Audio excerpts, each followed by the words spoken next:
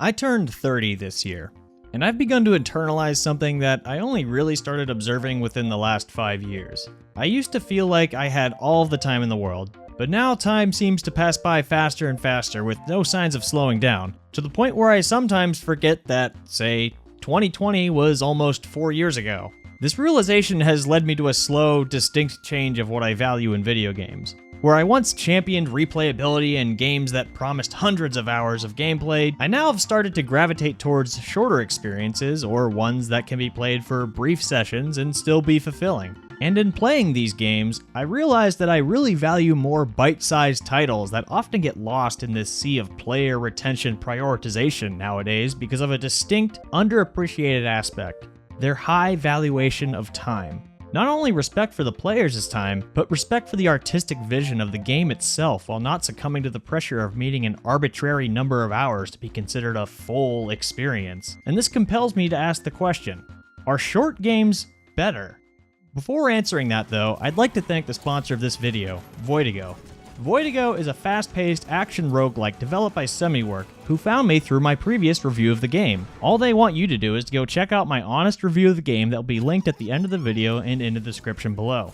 So, I was inspired to make this video when a regular viewer of my Twitch stream suggested I should play A Short Hike. The game only took about 2 hours for me to finish, but within those 2 hours I explored and found treasure, witnessed a child construct their own sandcastle province, went on a speedboating time trial, had a solemn moment of fishing, went on a foot race, scaled a mountain, and then soared through the sky all to the tune of a beautiful soundtrack which altogether provoked a warm, fuzzy feeling of good vibes that I hadn't felt from a game in a while.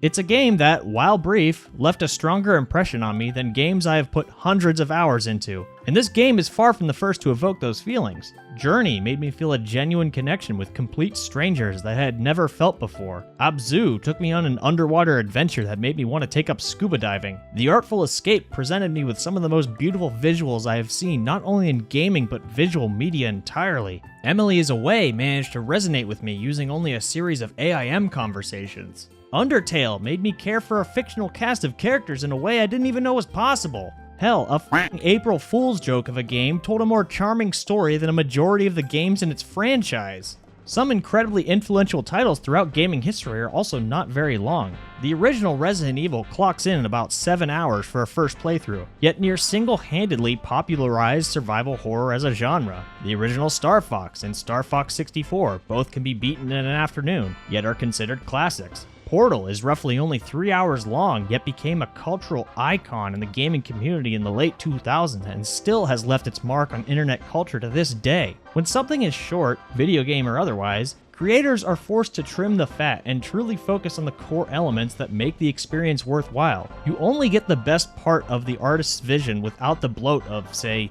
being escorted by NPCs to a mission objective, or following icons on a giant map to do repetitive side activities. Developers of short games are tasked with trying to make each hour, each minute, each second of a game meaningful, and it can pay off in a big way. I'm not exclusively talking about games with a short overall playtime either. I've found enjoyment lately in games that can be played in short intervals as well, such as rogue types and more casual multiplayer games. And yes, I'm calling them rogue types, not roguelikes or roguelites anymore. I'm sick of getting the two conflated. Nuclear Throne is a perfect example of this. In an hour of Nuclear Throne, I can get 3 or 4 complete runs in, depending on how far I make it, and the nature of it being a rogue type means I'll get a different, unique experience every time. Or take Backpack Battles or Super Auto Pets. In those games, I can play 1 or 2 matches to completion, or pause the match at any time and come back to them later. Compare this to another game I enjoy, Final Fantasy XIV. In an hour of that game, I can complete maybe 1 dungeon and 1 round of Frontline before having to log off, only getting to satisfy my urge to roleplay as a 2010-era FaZe Clan member for all but a fleeting moment.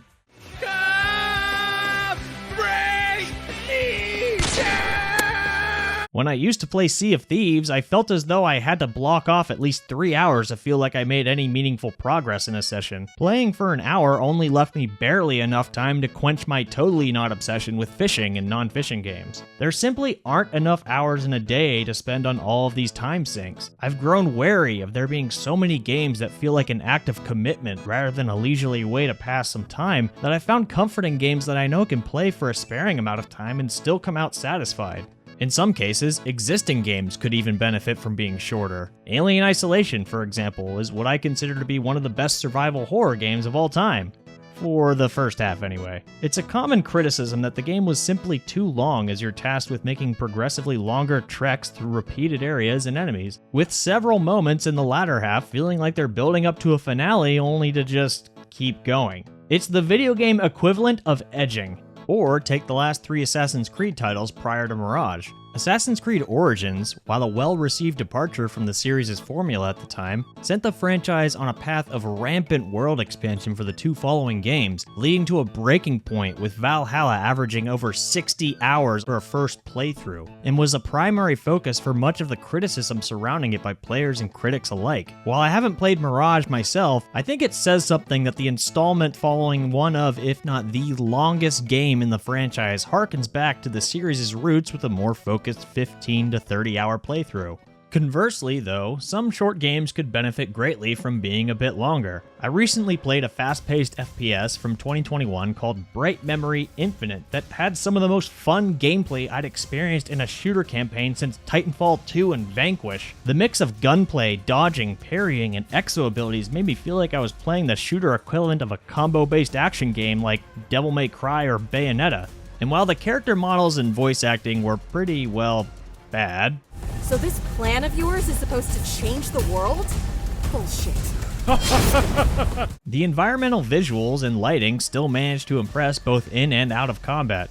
However, 2 hours in, when I was really starting to fall in love with the game, it was over. It was a fun 2 hours, but I was left with a feeling of just wanting more, and I feel the game would have been so much better had it just had a bit more meat to it.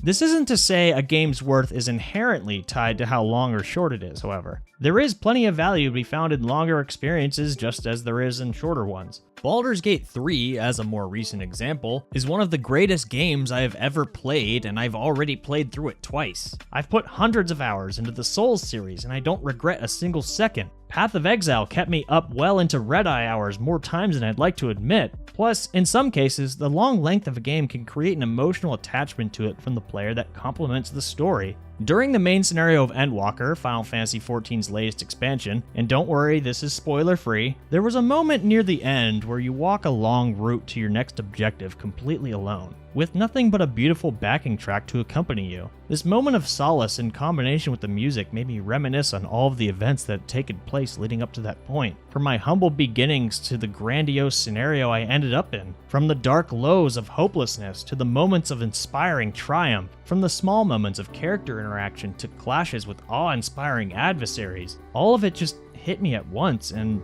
made me shed a tear. It's a moment I'll never forget, and I don't think it would have moved me as much as it did without the expansive series of events that preceded it. This is an example of value that a longer game can provide that a shorter one can't. The more time invested in a game, the more time the player has to become attached to its world, its characters, and its stories, and, if done right, can lead to memorable moments like this. It's simply something that's much harder to pull off in smaller, shorter games. There is, however, a different value I think only short games can provide. I started this video lamenting the lack of time I felt I had that's only progressed with age. A short hike was a soft reminder that life is a marathon and not a sprint. I saw the number of activities done in my brief 2 hours with the game as a reflection of the number of things I can do in, say, one day. On the day I wrote this, I went on a hike with a friend, went to get coffee and browse records, took the dog for a walk, read a book, streamed a game I was meaning to finish, and got together with friends to watch movies. The time we have in life can at some points feel all too brief, but I think short games are helping me realize that we can accomplish a lot in the time that we have. So, are short games better? Well, it depends. I think my goal in making this was to simply shed a light on the great experiences short games can provide.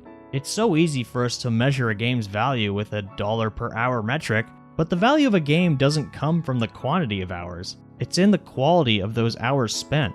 There's something to be appreciated about the ability to craft a game that feels like a complete package despite it only lasting for an evening or two.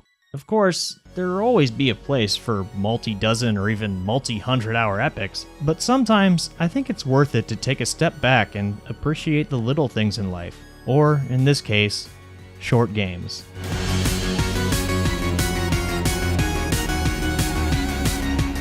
thanks for watching, and be sure to check out my review of Voidigo, an incredible game that I highly recommend. And thank you again to SemiWork for sponsoring this video.